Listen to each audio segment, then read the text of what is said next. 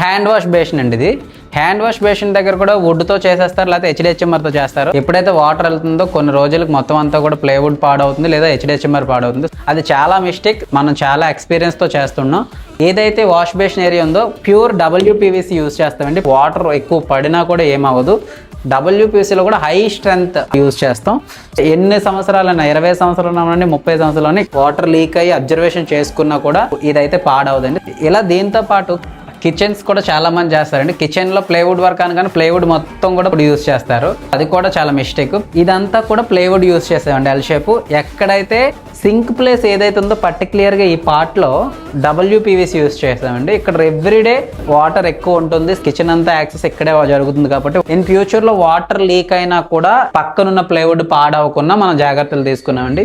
దీనికి 30 years durability ఉంటుందండి, ఏమీ అవ్వదు. చాలా స్ట్రెంత్గా ఉన్న WPVC మనం ఇక్కడ యూజ్ చేస్తామండి. ఇలాంటివి మనం చేయడం వల్ల ఫస్ట్ ఆఫ్ ఆల్ క్లయింట్కి 30-40 సంవత్సరాలు భరోసా ఇచ్చిన వాళ్ళు అవుతామండి మనం.